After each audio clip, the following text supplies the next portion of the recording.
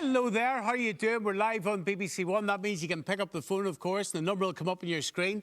And a wee tickety boo second or two, there it is, 030 30 80 55 55. And the reason this programme is live is because we want you to be part of the news. And tonight we've got important news on dual language signs in our universities. But first, another standoff at Stormont, and it's over the war in Washington. While Sinn Féin have been boycotting the St Patrick's Day celebrations in Washington, D.C., the DUP have flown across the Atlantic, and they've been looking pretty cosy, sitting alongside President Trump. Do you agree with Trump's war that has displaced millions of Iranians and sent oil prices rocketing? Who's right, the duppers or the shinners? 030 30 80 55 55. We'll speak to Johnny Buckley from the DUP, John Burrows, both standing by in the United States. Nolan McAllister and Jerry Carroll are here to take them on as well. And of course, we'll get your live calls on air very shortly indeed. So look, they're over there. They're there with Trump. They're representing the country. Jerry, what's wrong with that? Well, I think it's pretty sickening, given everything Donald Trump has done since he's been in office. I mean, look at the last 2 weeks or so, Stephen. We've seen the first day of this war. We saw 165 schoolgirls blown to bits in southern Iran. The parties in the DUP and the UP talk about being against terrorism. I mean, Donald Trump is the biggest terror-in-chief in the world. You know, he's causing mayhem and havoc across the world. Happy to support the genocide in Gaza.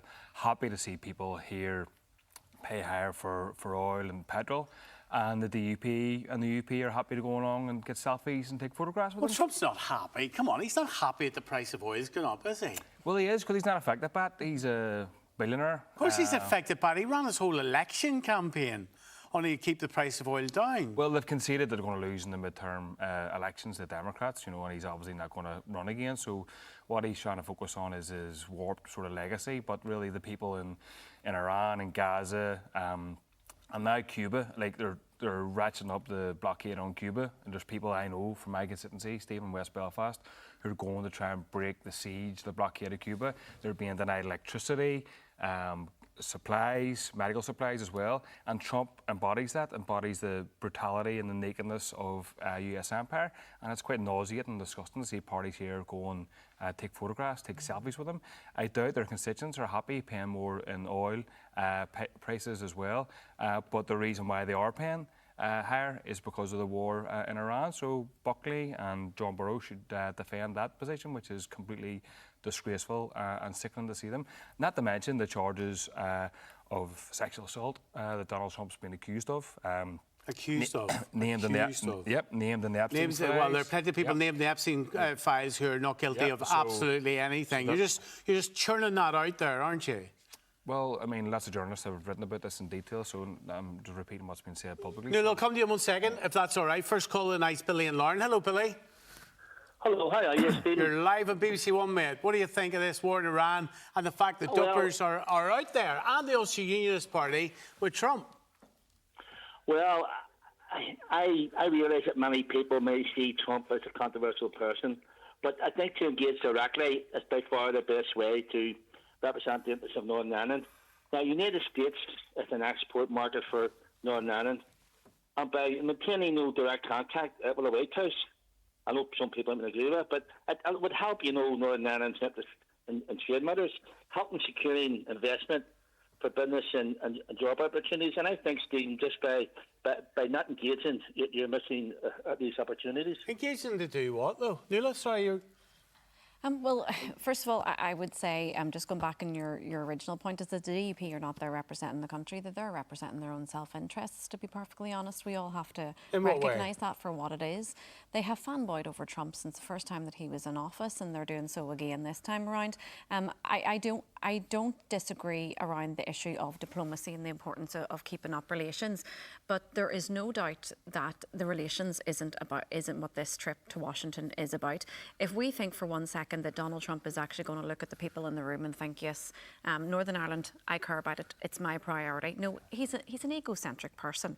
He has his own agenda. He has his own mission. Aren't all politicians egocentric? Absolutely not, Stephen. Of course I'm going to disagree with you on that point. No, but seriously, he has his own agenda. I mean, mean, look, he aimed to embarrass the Taoiseach yesterday. He aims to embarrass the UK Prime Minister at any opportunity because he won't do his bidding on the war in Iran.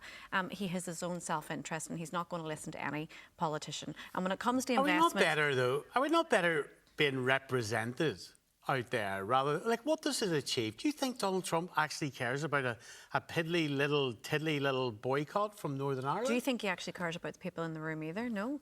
I mean, you saw it yesterday when he made his address from the White House, when he was mocking relations as well between Northern Ireland and the Republic of Ireland too. He doesn't care. He's just there because that's something that the President has to do on St. Patrick's Day. I think, for what it's worth, when it comes to investment here in Northern Ireland, there are people that you can reach out to in the United States that are important to bring people here to Northern Ireland. But Donald Trump, as Jerry said, he's in his last term of office. He has his global agenda, and Northern Ireland and Ireland are not part of that. I think as well, see, it would have mattered. I mean, there's talk of him coming to the South potentially later on in the year. It would have mattered if Micheál Martin had boycotted and says, I'm not going to go along with Trump. I'm not going to give him a bowl of shamrocks and engage in this really pathetic, shillelagh type approach. So it would have made a difference. It would have made an impact. Let's head to Washington, shall we? Our political editor, Enda McClafferty, is there with us tonight at a big event, Mr. Enda, organised by the DUP Minister Gordon Lyons, I believe.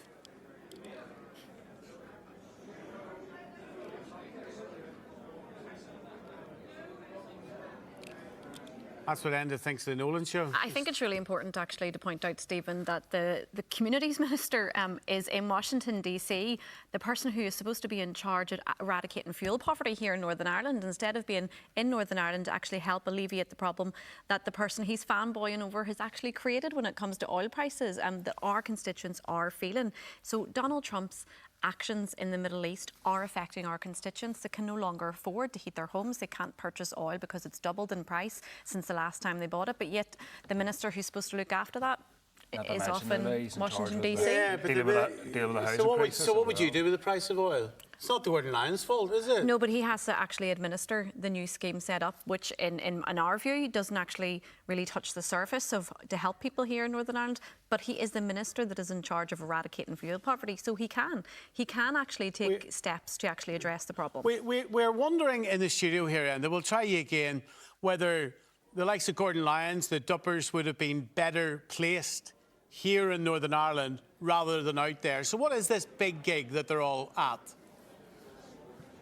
Well, right now, Stephen, beside me here, there's about 200 to 300 people gathered to celebrate Northern Ireland's links with the Declaration of Independence in America, of course, 250th anniversary right now. So Gordon Lyons, the Communities Minister, he's pulled all these people together, if you like, to cement that link with Northern Ireland. And I have to say, it's quite a lineup, because we have some pretty senior Democrat and Republican congressmen and women, and also pretty senior senators as well. And right now they're about to get involved in launching a book which pulls together all the different threads of those people who left Northern Ireland many, many years ago, 250 years ago to be exact, and who played a key role. People like John Dunlap, for instance, from Strabane, who was one of the first to actually print the Declaration of Independence. And then we have some key signatories as well who played their role. And that's something that Gordon Lyons has been pushing and talking about for some time. You'll remember when he broke this news on your programme last year that he was putting this event together, and now it all has come to pass. And that's lovely, and Mr. Dunlop and all that comes with it. But people here in Northern Ireland might actually be thinking these politicians should be here on the ground sorting out how people are going to pay their oil bills and their gas bills. Yes, and that is a question that's regularly posed, and especially when people see the expense sometimes of what it costs to take our politicians stateside for St. Patrick's Day. There's always questions then around whether or not it represents value for money. Well, if you speak to the politicians who are here, they say this is all about PLC Northern Ireland, getting the message about it, inward investment. They need to be out selling Northern Ireland in places like this, on times like this, because we know St. Patrick's Day is such a huge occasion here in America, and it's a time, of course, like a shop window for Northern Ireland, because there's so many people with influence that gather at the various events that are held in and around Washington. So that's why our politicians argue that they need to be there for that. But they're always mindful, Stephen, I think, too, of that message from home about whether or not this represents value for money. So what will be the measure of success this week from out there?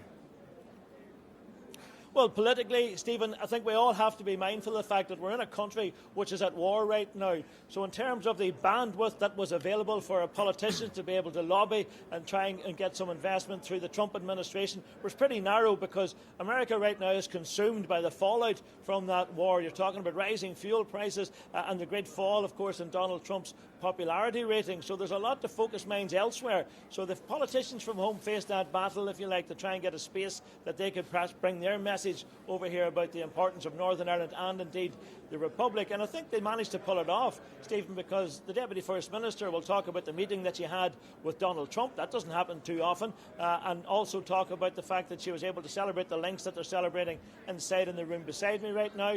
Micheál Martin, of course, you'll remember, he went into the Bear Pit. That is the Oval Office right now. We know the difficulties that that can present for some political leaders of late. Micheál Martin, of course, was mindful of that, but he managed to navigate his way what was a pretty tricky encounter, I have to say, and he did so by rushing to the aid of Sir Keir Starmer, the British Prime Minister, whenever Donald Trump criticised him for his failure to get involved in the war with America, and also attacked the UK's immigration policy. And that, in a sense, gave Micheál Martin an avenue to be able to speak up and defend the Prime Minister, because they've built up a bit of a relationship now thanks to that reset post-Brexit. I think we can see a picture actually of Micheál Martin with a little Pengelly and President Trump. Look at that. Lovely. And then, of course, I wonder how it went down with the Duppers, all this talk from President Trump about a merger. Look at this. Deputy First Minister of Northern Ireland, and they get along so well. I saw that. You get along very well together. That's the way it's supposed to be, huh? I don't know if I should be promoting merger. I love mergers, but I didn't know. We're going to get in a little trouble. We're going to get in more trouble with that than the beauty. But Emma, little Pengelly, thank you very much, Emma. Thank you very much. Any chat out there from the DUP about this merger, Enda? I think that was one of the lighter moments, it has to be said, and a bit of mischief making, I think, on the part of Donald Trump, knowing perhaps the response he was going to get in the room if he even nodded to the possibility of a united Ireland. Now, for many people on the nationalist side, they would see this as a bit of an endorsement from Donald Trump about the prospect of a united Ireland, but the DUP contingent over here, they were spinning it in a different direction. They were talking about, maybe Donald Trump was talking about a merger between the UK and Ireland again, back to the old Commonwealth days. So I think everybody was trying to take whatever they wanted from what Donald Trump had to say. But it certainly did provoke a few laughs whenever he mentioned that in Capitol Hill, actually, yesterday during the Speaker's lunch. Did you have, I'm just looking at you very closely here, did you have a few hours off before starting work or anything? And I know you've gone to America, but you're looking quite Botox there. Have you got all done up for your gig? No, I don't believe in jabs, Stephen. I steer clear of all sorts of things like that. Oh, that's what a wee you see dig. is what you get here. That's a wee dig from the newsroom, isn't it? Have a good Well, time. if that's how you want to take it. All right, thank you, Enda. Thank you. Right, we've got, who have we got? Oh, we've got David North Belfast wants to fire a question at you. Live on BBC One, pick up the phone. It's why we're here, it's why we're live, and we want you to be part of the programme. David, go ahead. You have a question for Jerry Carroll. Stephen, just a couple of wee things without hopefully getting interrupted. This fella, Mr. Jerry Carroll's the same boy talking about Emma Little Pengelly and whoever over from the Unionists over in America. This boy went on and put tweets on praising Hamas whenever they went into Israel and murdered men, women and children, kidnapped them, kept them underground. Also, he's never condemned... So what's your question for him? The question is, why has he never condemned any terrorists, even the Republicans who murdered more Catholics in his constituency than the army? Well, you asked a question about Hamas, aren't you? Yeah, well, but I'm saying he's never condemned any terrorists. And by the way, as he already knows, the Republicans killed more nationalists in his area. All right. In the context of what we're talking about tonight, you're asking him why he won't call out the actions of Hamas, right, Jerry? Well, I don't know if this is the same person who rang 2 weeks ago, Stephen, or somebody different, or a different name or what. But I mean, what I've said consistently is obviously the main instigator of violence in the Middle East has been the US in the last 40 or 50 years or so. Look at what happened with Well, the stop war. it. You answer the question I I'm asked. speaking. Why I would you didn't not interrupt you. condemn I didn't them? interrupt you. You look at the last 2 weeks or so, we had a war started by Israel and America. We've seen 165 schoolgirls blown to bits. And people like your caller can't condemn that because he probably doesn't value people of a Muslim background. Well, you don't know that. You've just No, don't you presumed all tell of me what that. I Yeah, so value. listen, He hasn't said Don't that. tell these me what people's I lives value. matter as well. So I if you're against value terrorism, lives, then whether you it's in can't West justify Belfast or North supporting, Belfast. you can't sort of, you talk about standing against terrorism, but you back Donald Trump and you get political cover to Donald Trump and his actions, then you're not really taking a stand Who against started the war? Who violence. started the latest fighting in the Gaza? Who started Well, it? you want to talk about that, you talk about Israel, the creation of Israel in 1948. To give you a wee history lesson about that, because actually Israel occupied and stole land of Palestinian people. So it goes back. I think it's really easy to condemn Hamas, to be perfectly honest. The But Alliance he- Party listen, doesn't equivocate he's on issues never of terrorism, condemned a terrorist in especially his when the life. people who are most to suffer are the ordinary people who just want to live out their lives. And Alliance have consistently condemned the actions of Hamas and also condemned You the won't? Is that actions- fair? Well, what I've said is, like, I mean, I said this in the debate on Storm on Tuesday, that, you know, people have a right, when it talks about Ukraine, Ukrainians have a right to defend themselves against Russian occupation and Russian violence. Like, I think it's the position of maybe the Alliance and maybe it's not other, the same other thing, parties. though, at all. But then you're talking about people in Palestine who are living under violent occupation, and I'm not going to. But there are plenty of people in Palestine who don't join Hamas, Stephen, though, as well. but I- Hold on, Can I make a very David. good David, point? thanks for calling tonight, mate. I'm not- Pickety boo. Thank you, I'm not mate. gonna We'll talk to you again. Sugarcoat what Hamas are about or what they represent, but they're under a violent occupation, Stephen. They tried to peacefully, Palestinians tried to peacefully protest in 2022, the Great March of Return. 2,000 were shot dead by Israel, by a brutal, barbaric, Okay, Nuala? genocidal state. I So mean, how like, do I people don't think respond? there is any excuse for terrorism. And when you use that, and people often equate the issue here to Northern Ireland as well, not everybody, if they were persecuted, not everybody here who joined marches, not everybody who felt that they were living under severe pressure went out and joined either the IRA or the UVF. But there were many people, and still continue to be many people today, who do not represent and who condemn all forms of terrorism. I think it's something that's actually quite easy to do. But most importantly, Stephen, I think in all of this, whether it's the current war in Iran, whether it's the war that it was happening in Gaza,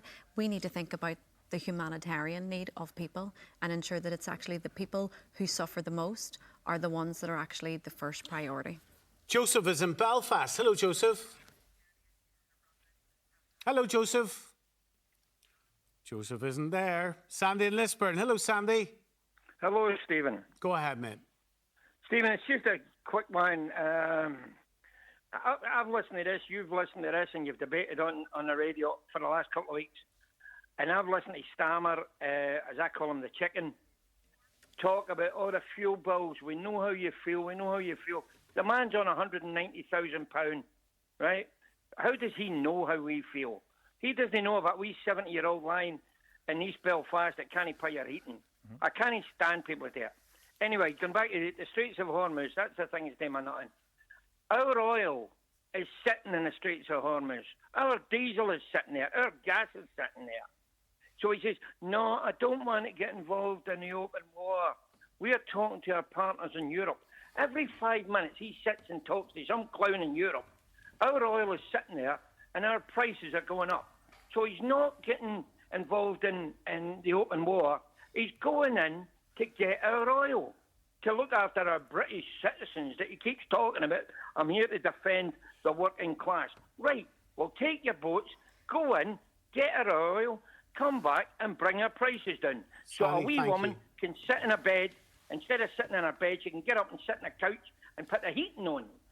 Sandy, thank you. We'll head to Washington again. The DUP's Jonathan Buckley is there, along with the Ulster Unionist Party leader, John Burrows. Jonathan, evening to you. Mr. Burrows, evening to you. Nuala McAllister's here in the studio with me. Jonathan, let's start with you.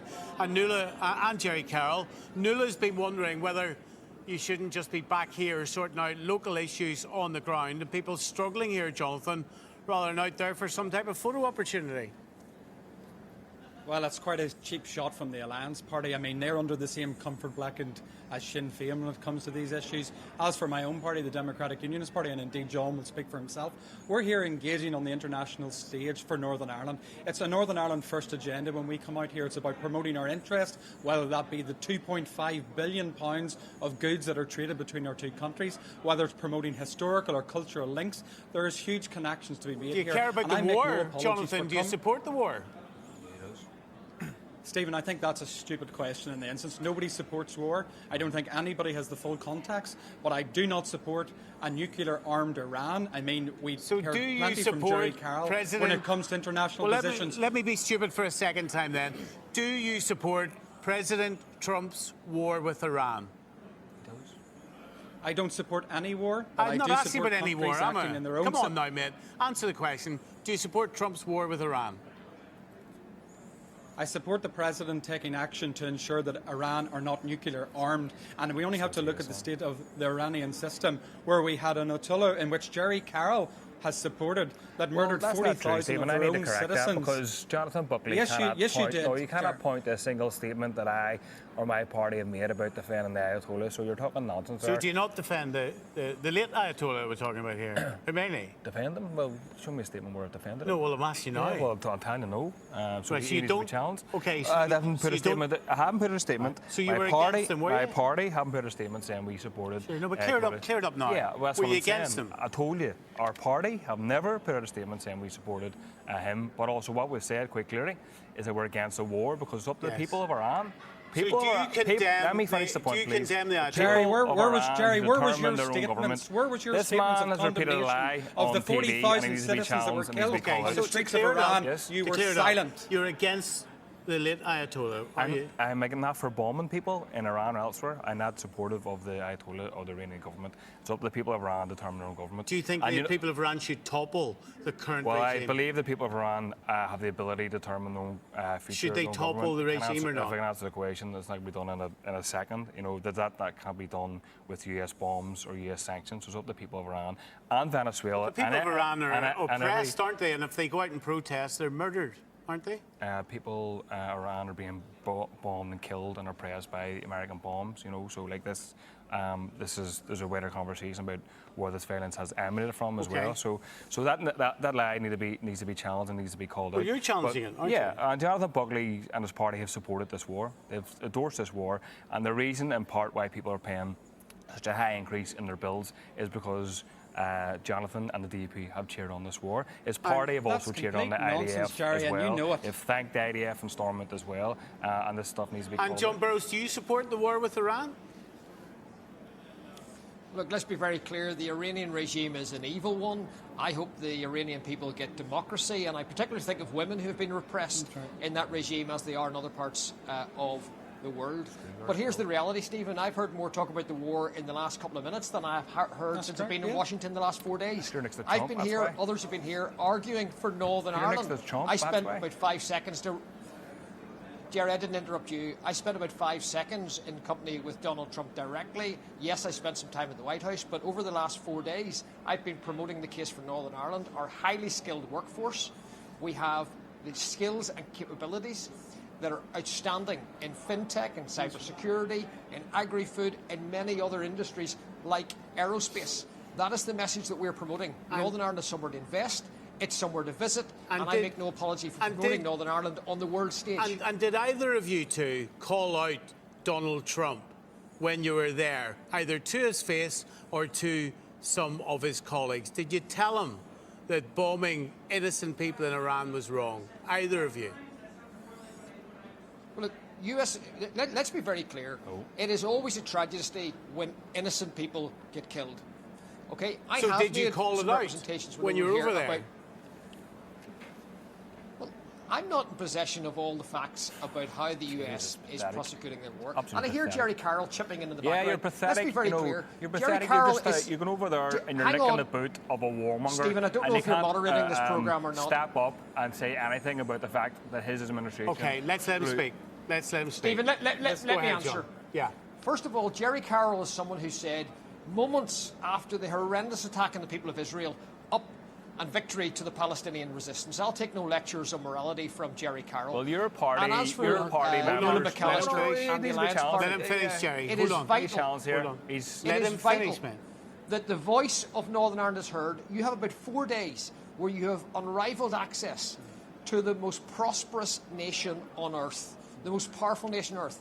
And we're meeting businesses, we're meeting the most powerful decision makers, and we're arguing for Northern Ireland. I believe in united Northern Ireland, a prosperous Northern Ireland, and that's what we're fighting for.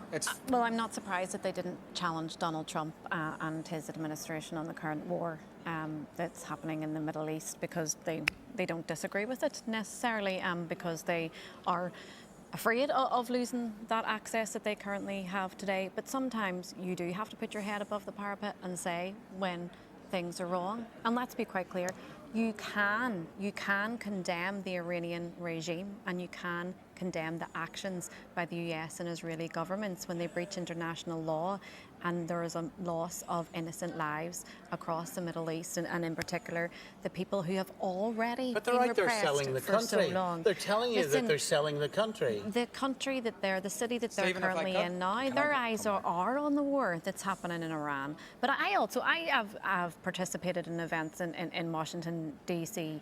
before myself as well. And you can do it in other times outside of St. Patrick's Day. It doesn't always have to be. And yes, there is some level of access, but that is not what the focus on. Jonathan in the middle, Buckley? in Hold on, I Washington, need to come D.C. back here. Not at all. Nuala is right. There is a moment in which you have to step up. The Alliance Party have vacated the field.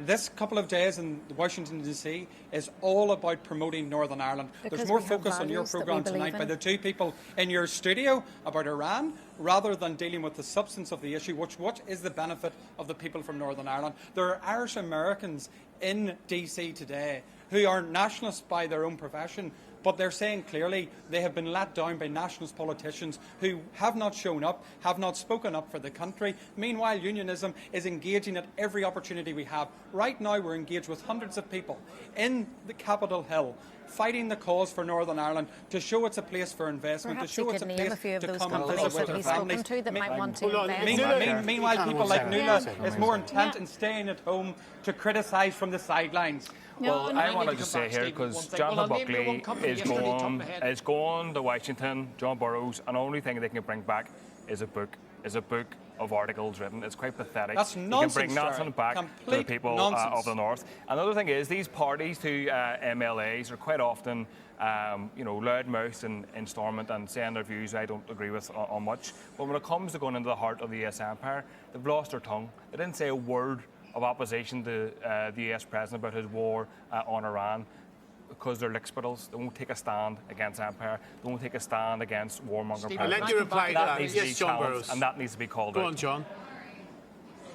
I want to reply to both Jerry Carroll and Nuala.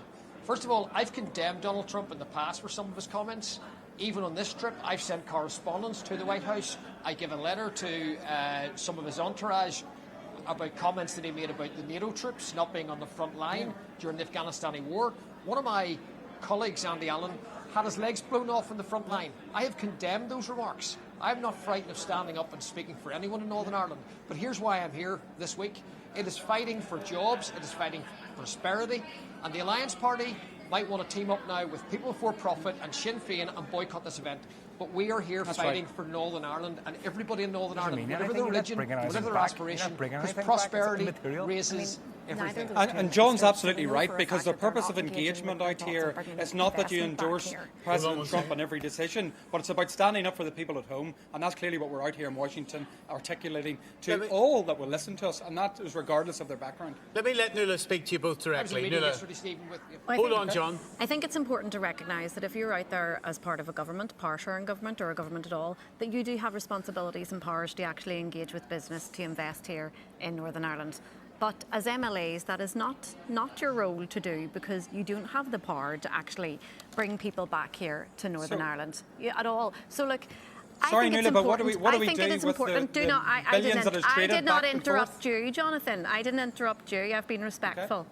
But I think it's really important to acknowledge that relations are important. It's important to have diplomatic relations. It's important to sell Northern Ireland.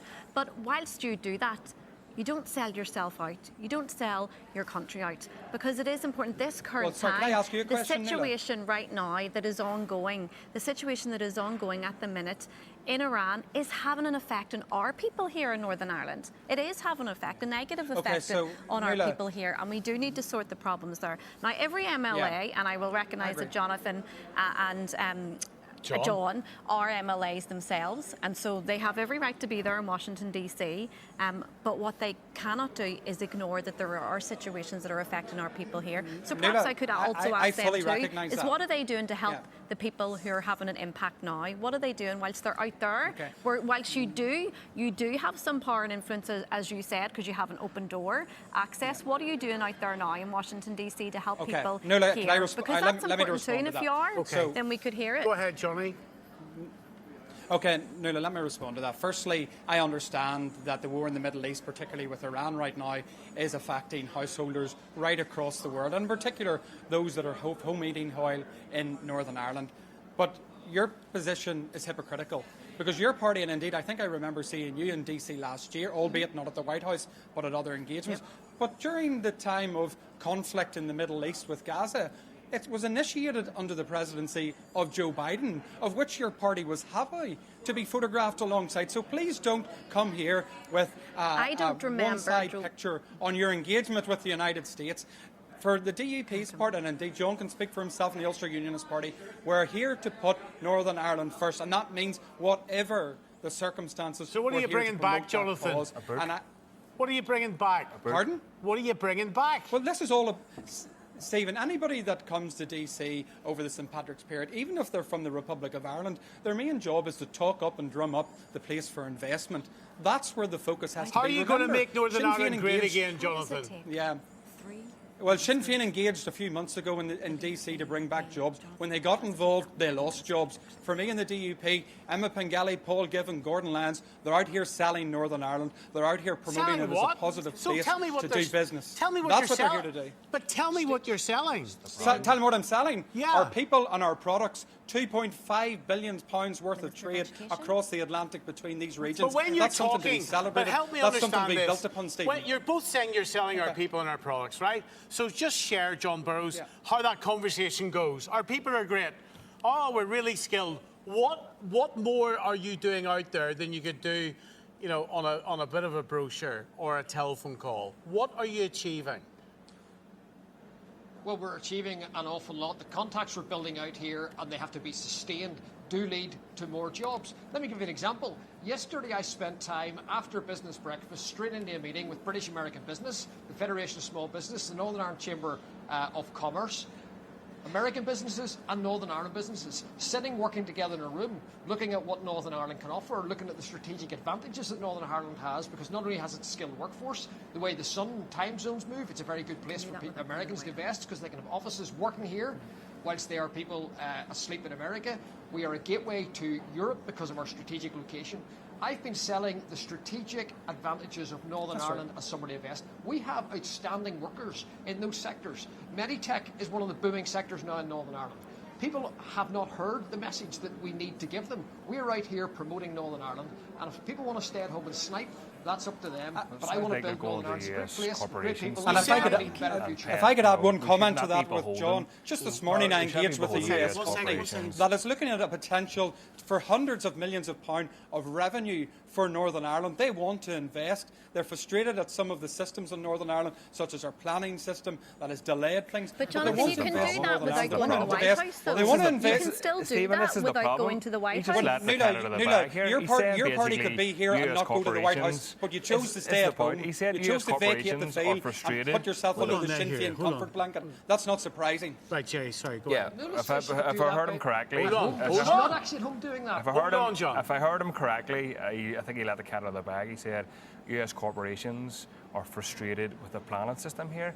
Okay, so do we change our planning system to bow down to US capitalist corporations who are multi-billion corporations, or do we have a planning system that's better for people and planet on this island? And is that actually the cat out of the bag? John, we do what any mature country would do, which is develop systems that work in tandem with business to create jobs. US corporations to come in and we'll do your bit. Okay, can I ask you? That needs to be challenged, that needs to be called out, that needs to be resisted. Can I ask you, John Burrows? John, you can come back. 1 second, mate. Can I ask you, John, to clarify what you actually said in this letter you said you handed in about UK troops in Afghanistan, about what Trump had said? So what did you say in this letter? Well, when Donald Trump said that NATO troops were not on the very front line in the war in Afghanistan, that caused some hurt, a lot of hurt. And UK troops, of course, were at the front line. So I have a letter. I've actually got a copy of it in my pocket to hand to some Read other it out people. to us. And Andy Allen. Read it out. Well, it's in my pocket here. I'm getting the State Department. Yes, It's read quite it a out long to letter. us. Never But mind Andy him. Allen What have you had- said in it? Never mind Trump. you want me Serve to your read it people out? at home. What did you say in it? Give us the top line. Well, I'll Johnny send Buckley, you can a read it copy. over his shoulder if you want, if he won't read it. No, I trust John to read it out to you, Stephen. I think your audience would like to hear what he has to say. I'm not going to read Andy's comments because he wrote those directly to the White House, didn't get a response. But I pointed out that 470 members of the UK armed forces died in Afghanistan. Many more were injured in Afghanistan. And he caused a lot of hurt by what he said. Now, he did retract that. But I have made that point of bringing this across from Nolan, Ireland, to put it into the heart here in Washington. That's an important message. So anyone who says I lack moral courage, I would challenge them. And here's the thing, Nolan says The same man who said that about the troops is the same man that you smiled with and shook hands with. You wrote a letter, but you lost your mouth, you lost your tongue when you saw him, so, you know, definitely... Nuala, if I could come back to what Nuala said there. First of all, you saw I had a very sober and business short engagement with Donald Trump. If you look at the photograph, I'm not actually smiling. I also met the Taoiseach, the Prime Minister of Ireland. Every day I work with people in Stormont, some of whom have actually got convictions for blowing people up. That's correct, yes. That is actually what we do in life. We speak to people we disagree with. And Nuala McAllister says this. She says you could be engaging with these businesses and these people of influence at home without coming to the White House or coming to Washington. What has she been doing over the last few days? Has she been on Zoom doing those engagements? I've been in the Northern Ireland Assembly, actually, where I was elected to also represent the people in my constituency, and for the past 2 days. But you were here last year, Nuala. You were here last year, am I correct? And yesterday on St Patrick's Day, I've been engaging over the phone with constituents who can't afford now to purchase oil because they attempted to purchase it, but the price had actually doubled. So I also have been doing my work that I have been elected to do. But my point that I made was that you can, and rightly, engage with people in Washington DC, businesses, etc., to actually explore coming here to Northern Ireland. But you can do that without engaging, smiling, and essentially swarming up to Donald Trump. Did you swarm up to him last year? I did not know, and I wouldn't. I didn't do it. Sorry, I was out there. Did you growl at him or smile at him, or what did you do? I didn't go to the White House. I actually She didn't say it. But actually, I didn't go to the White House at all because she went last year I and she enjoyed it and she engaged with businesses. I did, and I have said that there is nothing wrong with engaging with businesses, but more important, and that's exactly what we're doing. Whenever you do have the opportunity, you will always say yes. And look, you can be honest about it. You agree with many of Donald Trump's policies. You even agree with the situation that he has undertook himself in Iran. But now you're trying to play it down because it's affecting the people here at home. But we haven't heard any condemnation. There's issues that I agree with President Trump on, and there's issues that I disagree. That has the same way been that you will started have in this most disagreements with recent me on other issues that you will agree by with the me on. US President, and that's a reality. Stephen, can I make one final comment? Yes. The people of Northern Ireland watching this will be despairing because we have 4 days of unrivaled access to the most senior decision makers, the most powerful companies, the most prosperous nation on earth.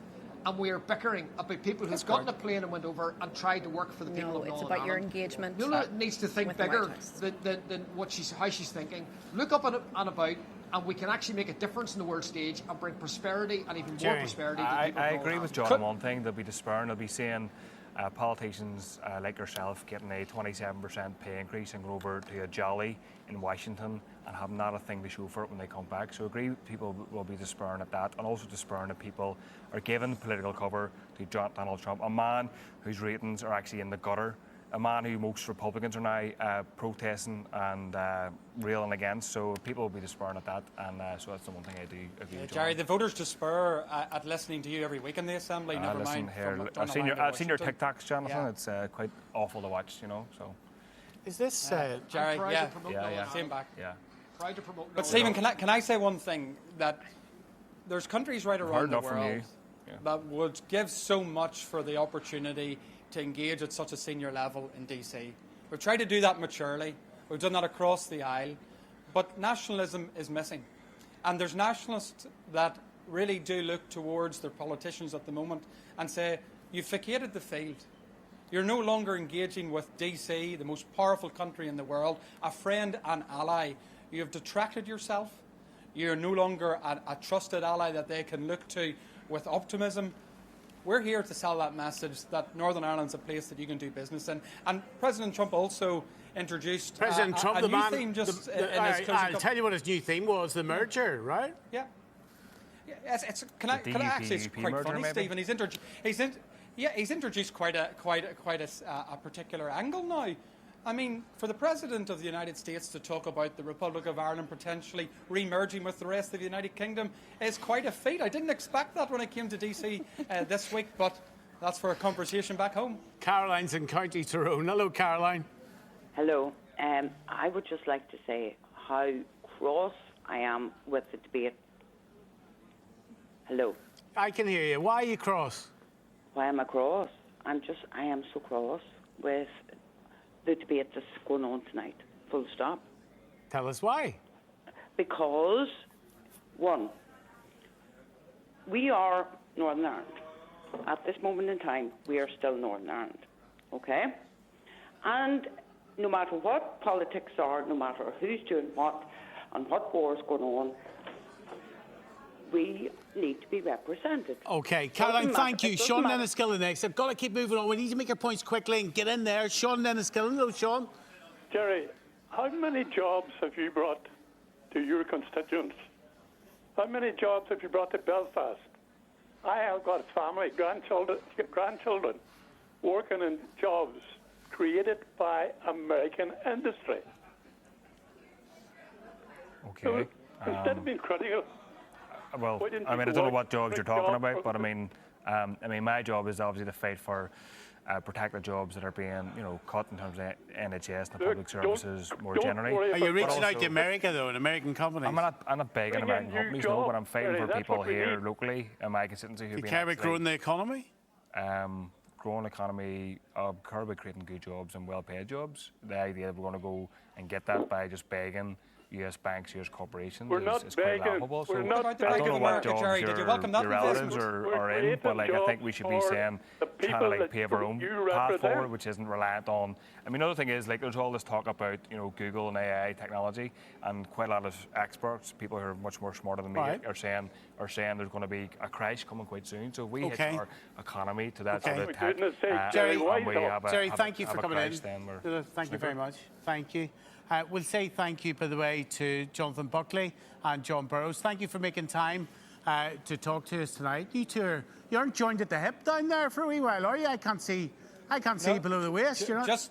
Just good friends fighting the cause for Northern Ireland, Steve. All right, okay. Try to promote Northern Ireland, drive up investment, and make Northern Ireland even more prosperous than it is. Yeah. Give people hope and opportunity. In the future. Did you nearly say, John Burrows, make Northern Ireland great again? Did you nearly say it? Well, that's not a bad strapline.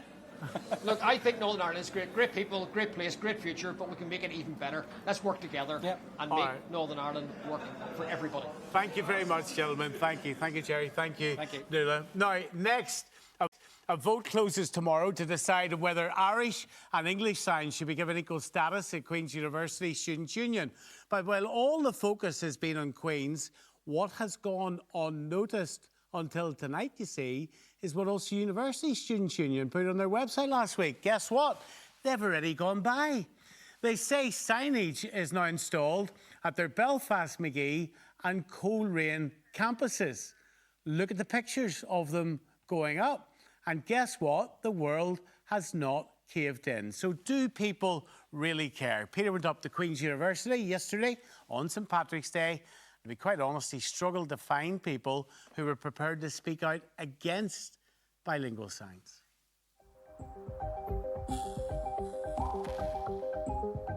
One part of this vote would see English and Irish on signage around the campus as well as the SU. Is that important to you? Yeah, definitely. Although I'm not fluent in Irish myself, but I think it's just representation-wise. Obviously, there's a lot of Irish students here. The Irish culture, I don't think it's anything negative. I think it's only positive, and just kind of showing how far we've come in the past years and how inclusive it can be. Yeah. I myself wouldn't have even known that we wouldn't have had it before I came up here. And I think it is a bit strange that we don't, and I think a lot of people would appreciate it. I don't think it would do any harm anyway. I think all language is political. I think pretty much everything you do is political, and I think it's hard to be neutral. We're progressing as a nation to the point where it won't become a political mess, that they're both there. I think people will be all right with it. And for some people who say that they feel as though if there is Irish language on the signage, that the campus wouldn't be neutral, what would you say to them? It still can be neutral, no matter what language is on it. I don't care if there's Polish, if there's German, whatever language is on that signage. It's still neutral. If it's there for everyone to be fair and right, it doesn't matter to me. There's definitely tension there sometimes, whether it's like, completely obvious. It's definitely there. From other students? Sometimes. Yeah, I'd say so. Yeah. I think they can gauge where you're from as soon as you kind of, Yeah, it's talk. a thing of like, you say Yeah. something and then they sort of like, oh, okay, you're not from here. People come from different cultures all over the world. Like, I think Irish culture is not a political agenda or anything. It's just people come from an Irish culture of generations speaking Irish, and more people want to get back in touch with an old generation that spoke Irish. So I think it's more of a personal belonging to a culture rather than a political statement. Peter actually said he did find people up there with an alternative view, but they were too frightened to speak on camera, which is a story in itself. Jay Basra is chair of the Young Unionists at Queen's, and so is the former Queen's student Dermot Hamill. So looks like Ulster University Students' Union, they've already done it. They've gone by, right? So Queen's University, this consultation stops tomorrow. What do you think? Well, I think it's a great thing that we're finally properly having a conversation about this. I mean, I've been coming on your show for years now about this issue, Stephen. I think it's great that Ulster's done it and they've bit the bullet, because Queen seems to kind of deviate around it. They won't actually come out with a firm position. One day we'll wait for the commissioners, then next day we'll jump ahead of the commissioners. Now they're having an all-student referendum. I think it's very clear that it's going to end up with a yes vote in the end. I think there's very little difference about that. I think it's time to put up bilingual signage. Well, look, we oppose it simply. We have engaged the Student Union prior to this regarding proposals for the inclusion of the Ulster Scots and Ulster British identities within the Student Union structures. The constant reply we've got is that we have to wait for a restructure of the Student Union, or we have to wait for the advice of the commissioners, and yet this vote was put ahead without the advice of a commissioner. And to be fair, the policy for bilingual signage already exists on the Student Union. But what is your opposition to Irish language going up on those signs? What's wrong with that? How's it going to harm you? Well, look, there was when originally were taken down in 1987, it was stated that there was a chill factor for members of the POL community, and I would firmly believe that would return. Chill factor from a sign? Well, look, it's a very politicised debate. We've seen it across this province. It's not exactly, Queen's doesn't exactly exist in a vacuum. And look, the student referendum itself, I've inquired of the Student Union, and it says it's not actually binding for the university to act on it. Look, it only change the policy, and the policies that it's espousing for support for are already supported by the Student Union policy file. So it's really making no difference. Well, I think if anything, it is a great point. They've already got the policy. They already know how students feel. But this is now a greater opportunity to then show to the Queen's establishment, who have dragged their feet on the issue for years. Queens have consistently dragged their feet. Now is a really great chance to take this step. Ulster University are doing it. Queens can't afford to drag their feet anymore. They can't afford to put a block in the way of the. Why do you think we couldn't get people to speak out on camera?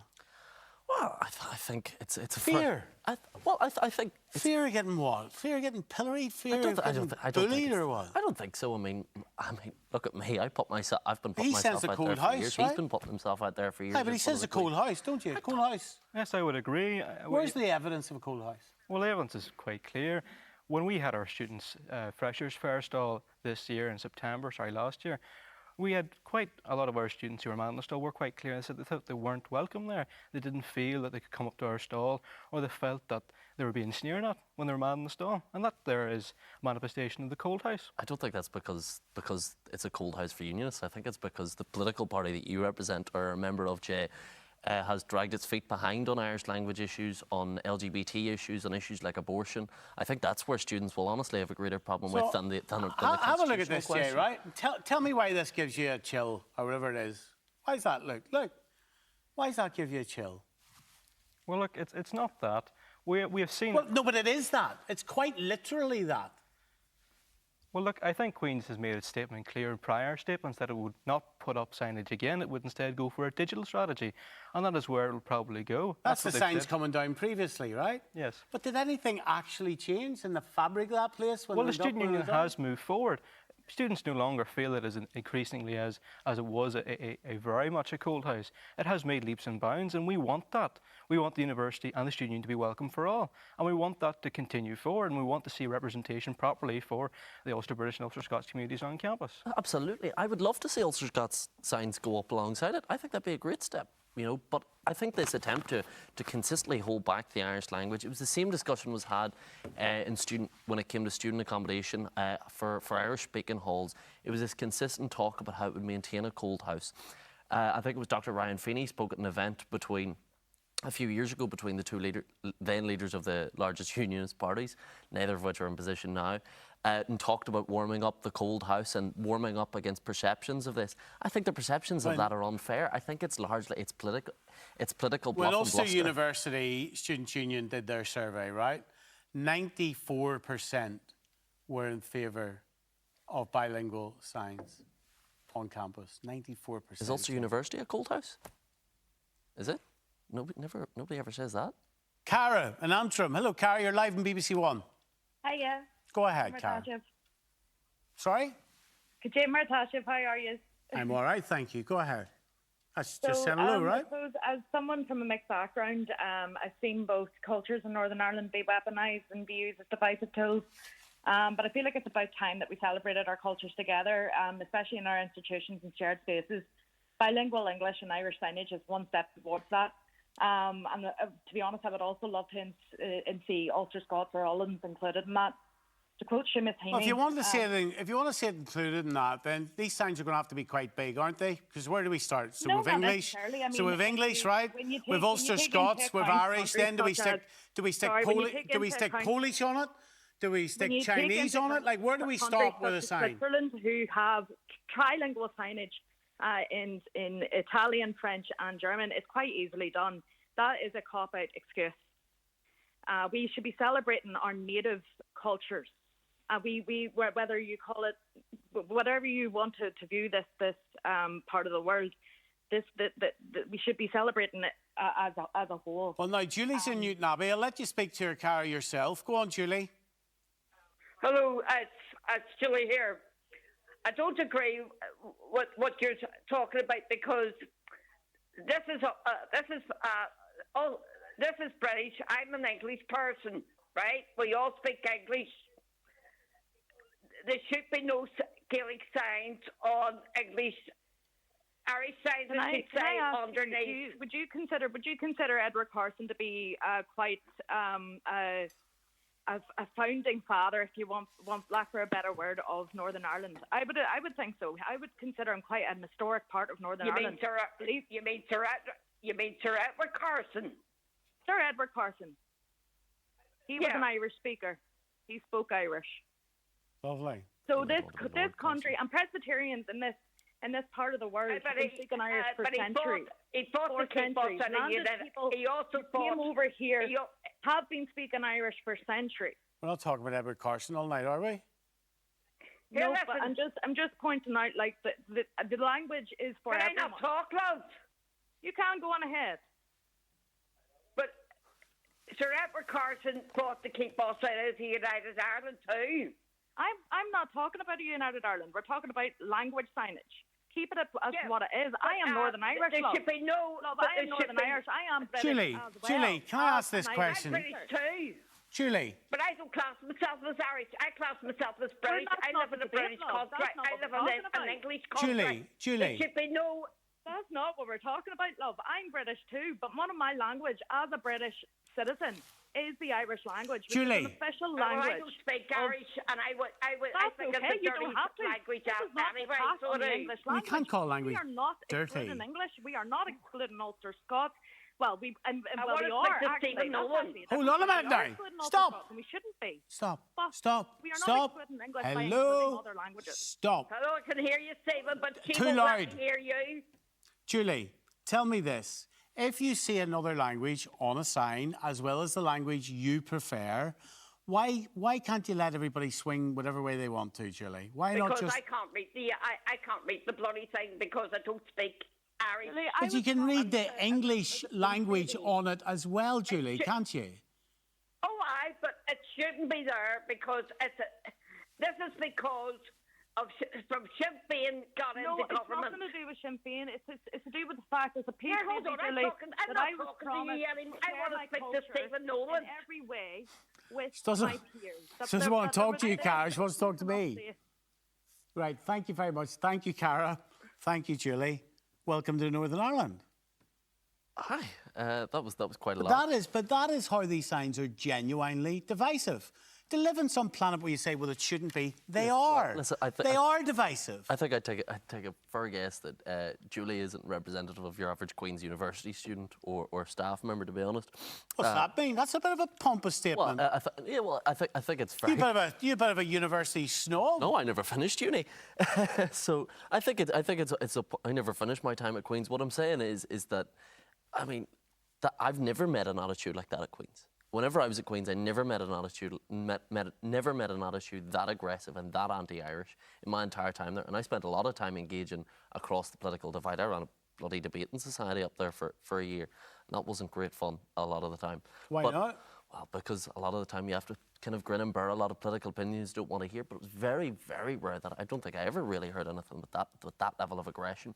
I don't think it's fair to say that most people are like that at Queen's University. I think most people are willing and much more open to the idea of hearing about bilingual signage, or much more open to it. You will more than likely get a very, very strong vote in favour of Irish bilingual signage. Jay, thank you for coming in tonight. All right, thank you very much indeed, sir. Thank you as well. We're back tomorrow morning for the Nolan Show on BBC Radio Ulster, where we'll take the big news stories of the day. If it's news, it's Nolan. Pick up the phone to us in the morning. Get on my Twitter feed at Stephen Nolan. We'll see you next Wednesday night, BBC One, and Radio Ulster tomorrow morning at 9. Good night, everyone.